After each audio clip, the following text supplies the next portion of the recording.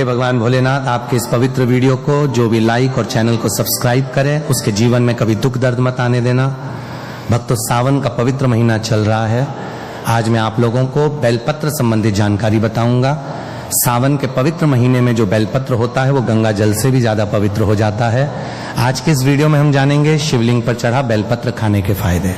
वास्तव में जब आप शिवलिंग पर बेलपत्र चढ़ाते हैं तो वो बेलपत्र कोई साधारण बेलपत्र नहीं रह जाता, वो साक्षात भगवान शंकर जी का प्रसाद बन जाता है। देखिए, साक्षात सावन का महीना चल रहा है, तो ये वीडियो अपने फायदे के लिए ध्यान से एक बार सच्चे दिल से जरूर सुनिएगा। हमारे धर्म शास्त्रों में कहा जाता है बेलपत्र 6 महीने तक बासी नहीं माना जाता।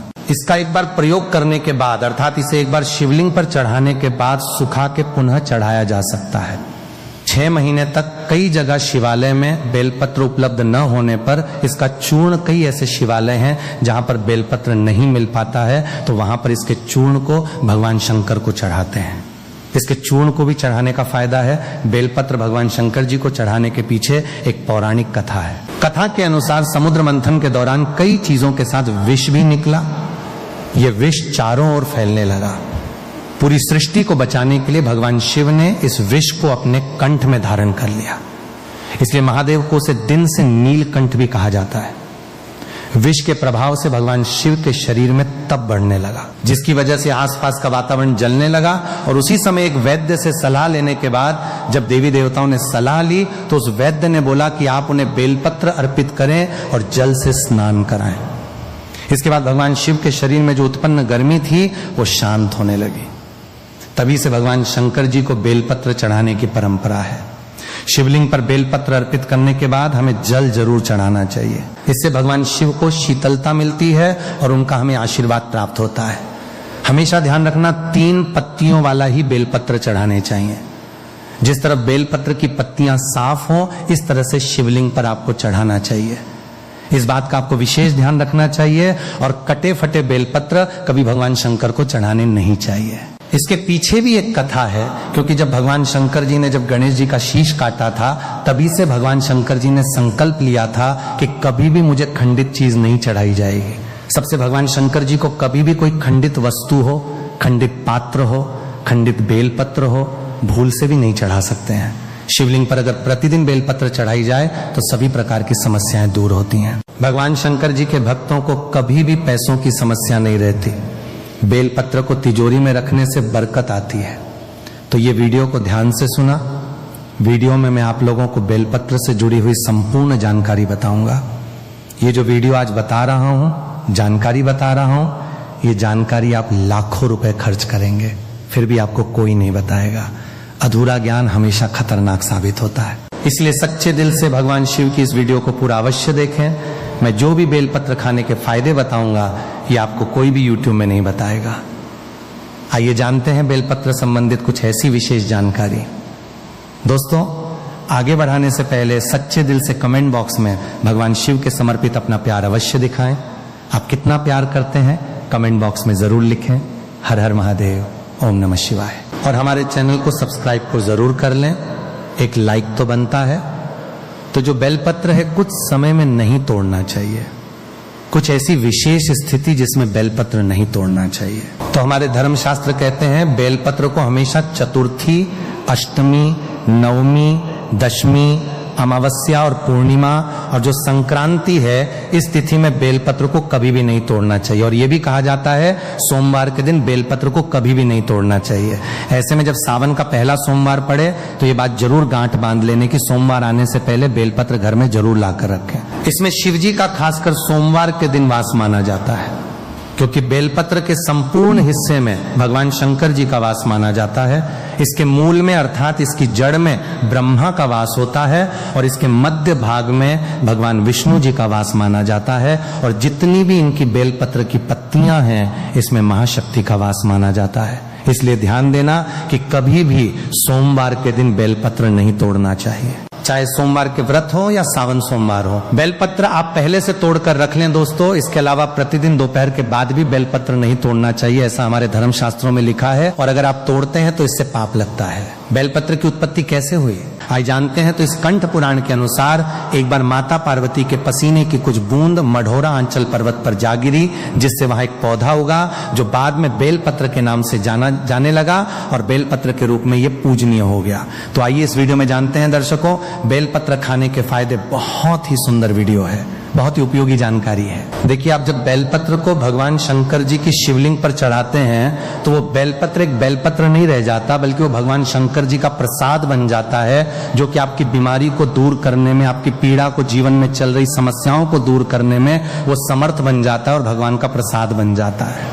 वो आपके लिए अमृत जैसा बन जाता है। तो शिवलिंग पर नित्य आप बेलपत्र चढ़ाते हैं, तो शिवलिंग पर चढ़ा हुआ बेलपत्र खाने से क्या फायदा मिलता है, आइए जानते हैं।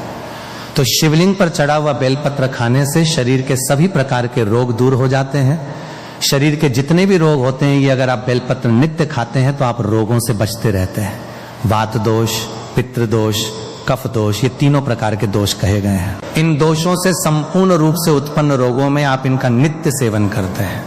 केवल बेलपत्र की एक ही पत्ती बस खा लेते हैं। सुबह शाम तो कई प्रकार की बीमारियों से आप बचे रहेंगे।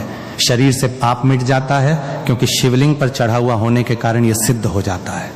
तो जो लोग गौ हत्या जैसे पाप से भी परेशान हैं, जिन लोगों से गौ हत्या जैसे पाप हो गया है, भयंकर से भयंकर अनजाने में पाप हो गया हो, और वो चाहते हैं कि वो पाप का प्रायश्चित कर सके, तो नित्य कम से कम ज्यादा नहीं तो 2 माह तक आपको बेलपत्र का सेवन जरूर करना चाहिए। इससे शरीर का पाप मिटता है। इसके बाद भगवान भोलेनाथ का ये प्रसाद हो जाता है, इसीलिए ये तमस गुण को समाप्त करता है। बहुत से लोगों के शरीर में तमस गुण आ जाते हैं, या फिर बहुत से लोग मदिरा वगैरह का सेवन कर रहे होते हैं, या फिर मटन, मांस, चिकन आदि कई प्रकार की जो कहे गए हैं नकारात्मक चीजों का सेवन कर रहे होते हैं, तामसी चीजों का सेवन कर रहे होते हैं, तो ये शरीर अशुद्ध होता है। तो आप अपने अशुद्ध शरीर को पुनः स्वस्थ बनाने के लिए, उन्हें शुद्ध करने के लिए भोलेनाथ का प्रसाद होता है। आप ये खाना शुरू कर दीजिए। नित्य 5 बेलपत्र खाइए, 3 सुबह खाइए, 2 शाम में खाइए। अगर नित्य खाते हैं तो ये आपके शरीर से तमस गुण को समाप्त करता है। इसके बाद ये भी कहा जाता है बेलपत्र खाने से भाग्य बलवान होता है। कैसा भी आपका दुर्भाग्य हो, जिस समय से बेलपत्र खाना शुरू कर देते हैं, आपका फिर दुर्भाग्य सौभाग्य में बदल जाता है। आपकी किस्मत, आपकी तकदीर फिर आपके अनुरूप ही चलती है। इसके बाद आयुर्वेद में कहा जाता है कि बेलपत्र खाने से रक्त साफ होता है। अगर रक्त संबंधित कोई बीमारी है तो नित्य 5 बेलपत्र खाइए। 5 बेलपत्र आप एक साथ में शुरू में नहीं खा पाते हैं, तो धीरे धीरे आप इनका जो है सेवन बढ़ा सकते हैं। दोस्तों, प्रथम दिन 1 बेलपत्र खाइए, दूसरे दिन 2 बेलपत्र खाइए, तीसरे दिन 3 बेलपत्र खाइए। इस प्रकार से आपको बेलपत्र की जो संख्या है उसे आपको बढ़ाना है। एक दिन में 5 बेलपत्र अगर आप नहीं खा पाते हैं तो नहीं खाना है, धीरे धीरे आपको बढ़ाना है। तो इससे रक्त साफ होता है, रक्त में शुद्धता आती है और बिल्कुल ही आपके शरीर को फिल्टर करने का काम करता है। आपके संपूर्ण शरीर में रोग हो, पितृदोष हो, किसी भी प्रकार का दोष हो, रक्त में संबंधित परेशानी हो, तो ये बिल्कुल ही सभी प्रकार की समस्याओं को दूर कर देता है। इसके बाद बेलपत्र इतने खाने से, केवल 1 ही महीने तक बेलपत्र नित्य भगवान शंकर जी की शिवलिंग पर चढ़ा हुआ खाते हैं, तो इससे इच्छा की पूर्ति होती है। कोई भी आपकी इच्छा हो, वो इच्छा पूर्ण हो जाती है। माँ भक्ति में लगती है, माँ हमेशा शांत रहती है।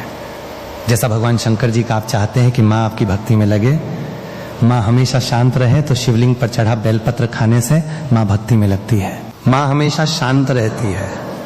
माँ में जो चिड़चिड़ापन है, छोटी छोटी बातों पर गुस्सा आ जाता है, चिड़चिड़ापन रहता है, तो वो दूर हो जाता है। इसके बाद इसका सेवन करने से सांसारिक भोग समाप्त होने लगता है। आपका जो सांसारिक भोग है, किसी भी प्रकार का जो सांसारिक भोग है, वो भोग भी समाप्त हो जाता है। माँ में भोग की कामना नहीं रहती। दोस्तों, जो बात नहीं बताई जाती वो बात भी मैं आप लोगों को भी बता रहा हूं। इस वीडियो में ऐसा भी माना जाता है, पिछले वाली वीडियो में भी बताया हूं, कि शिवलिंग पर चढ़ा बेलपत्र खाने से व्यक्ति को 6 महीने तक, लगातार 6 महीने तक शिवलिंग पर चढ़ा हुआ बेलपत्र खाने से भूत भविष्य वर्तमान देखने की सिद्धि प्राप्त हो जाती है, देखने की सिद्धि आ जाती है। स्वामी, आप मानो या ना मानो, लेकिन शिवलिंग पर चढ़ा बेलपत्र। हमारे एक मित्र ने, हमारे एक संत महात्मा से हमने बातचीत की, ये हमारे मित्र ने भी खाए थे। बिल्कुल ही भूत भविष्य वर्तमान देखने की सिद्धियां आ जाती हैं, लेकिन आप अपना देख सकते हैं। लेकिन इसका प्रयोग किसी का अहित करने के लिए नहीं करना होता है, दूसरे का भी आप देख सकते हैं। मैं इसकी कभी विधि बताऊंगा। दोस्तों, इसके बाद बड़ी से बड़ी आप साधना कर सकते हैं। शिवलिंग पर चढ़ा बेलपत्र खाते हैं तो बड़ी से बड़ी साधना आपके लिए छोटी हो जाती है। बिल्कुल ही साधना करते हैं, उसमें दोष आते हैं, वो दोष नहीं लगते हैं। मंत्र जल्दी सिद्ध होता है। शिवलिंग पर चढ़ा बेलपत्र नित्य खाते हैं तो जो भी मंत्र भगवान शंकर ने इस कलयुग में कहे हैं वो मंत्र भी सिद्ध हो जाते हैं। यदि आपका बच्चा बात नहीं मानता, पढ़ाई में मन नहीं लगता, माता पिता को मारता है, झगड़ता है, जिद करता है, रात में रोता है, चिल्लाता है, नजर बार बार लगती है, मन उसका शांत नहीं रहता, तो लगातार 4 सोमवार तक शिवलिंग पर चढ़ा बेलपत्र उसके मस्तक पर रखें। बच्चे का विकास बहुत अच्छा होता है और भगवान शिव की कृपा से ऐसे बालक माता पिता की किसी भी बात से उलझन नहीं करते। ऐसा बालक भगवान शिव की तरह ही भोला हो जाता है, शांत हो जाता है। लेकिन शिवलिंग से बेलपत्र उठाने से पहले भगवान शिव से आशीर्वाद अवश्य लें और अपने बच्चे का नाम भी अवश्य लें। दोस्तों, 21 दिनों तक कोई भी व्यक्ति अगर बेलपत्र खाए तो व्यक्ति का दुर्भाग्य दूर होकर के सौभाग्य में बदल जाता है। यहां तक कि अगर आपको 9 ग्रह की पीड़ा है, आप में से अधिकतर ऐसे लोग हैं जो कि शनि है, राहु है, केतु है, इस प्रकार के जो नीचे ग्रह कहे गए हैं उनसे हमेशा पीड़ित रहते हैं।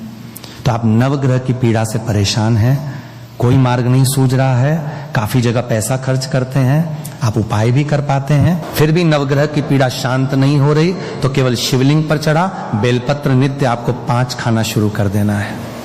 ज्यादा मत खाइए, आपको ज्यादा दिनों तक नहीं खाना है, केवल आप 1 महीने तक का करके देखिए। आप जिस समय खाएंगे उस समय से आपके 9 ग्रह की पीड़ा दूर होना शुरू हो जाएगी। दोस्तों, इसके बाद ये देवी की पीड़ा को दूर करता है। कोई देवी देवता की कुपित दृष्टि लगी हो, ग्रह लगा हो आपके जीवन में जो कि परेशानी डाल रहा हो, कभी कभी हमारे घर के देवी देवता ही हमारा नुकसान करते हैं, जिसे हम कुल के देवी देवता बोल सकते हैं। तो कोई देवी देवता की पीड़ा आपको सता रही हो, वो पीड़ा दूर होती है, देवी की पीड़ा दूर होती है। देवी की पीड़ा में बहुत सारी समस्याएं आ जाती हैं, जैसे कि स्वर है, कई प्रकार के रोग आ जाते हैं, तो देवी पीड़ा भी दूर होती है, सारे कष्ट भी मिटते हैं। आपके शरीर में किसी भी प्रकार का कष्ट हो वो कष्ट मिटता है। दोस्तों, अंतिम बताना चाहूंगा, अगर शिवलिंग पर चढ़ा बेलपत्र समर्थ अनुसार खाइए। ऐसा नहीं कि मैं 5 बोल रहा हूं तो 5 ही खाइए, आपसे जितना बनता है आप उतना ही खाना शुरू कर दीजिए। लेकिन आपको नित्य खाना है तो इससे शरीर सिद्ध हो जाता है, आपका जो शरीर है बिल्कुल ही सिद्ध हो जाता है और आपको अनेक प्रकार की सिद्धियों की प्राप्ति होती है। आपके शरीर में पुण्य इतना बढ़ जाता है कि आप जो शब्द बोलते हैं वो शब्द असर करने लगते हैं, शरीर में वाक सिद्धियां आ जाती हैं। तो आपने देखा शिवलिंग पर चढ़े बेलपत्र खाने के इतने चमत्कारिक फायदे हैं। और ये भी कहा जाता है हमारे आयुर्वेद में, अगर पेट से जुड़ी कोई समस्या है तो अगर शिवलिंग पर चढ़ा बेलपत्र नित्य खाते हैं, रोजाना सेवन करते हैं, तो पेट से जुड़ी गंभीर समस्याएं भी दूर हो जाती हैं और ये हमारे डाइजेशन सिस्टम को मजबूत बनाता है। साथ ही जैसे कब्ज है, पेट में गैस बनती है, दर्द की समस्या बनी रहती है, तो शिवलिंग पर चढ़ा बेलपत्र खाना शुरू कर दें। धीरे धीरे आपको आराम मिलेगा, लेकिन 100% आराम ही मिलेगा और आपको इसे 2 से 4 दिनों तक नहीं खाना है, लंबे समय तक, लंबे टाइम तक खाना है। आप खुद देखना, आपके जीवन में जो परेशानी है, बीमारी है, तकलीफ है, वो सारे कष्ट दूर हो जाते हैं। दोस्तों, सावन के महीने में कौन कौन चाहता है भगवान शिव हमारे घर में आ जाएं, तो कमेंट बॉक्स में सच्चे दिल से लिखें, भगवान शिव आपका स्वागत है। हमारे घर में भगवान शिव से अगर आप प्यार करते हैं तो एक लाइक जरूर करेंगे और हमारे चैनल को सब्सक्राइब जरूर करें।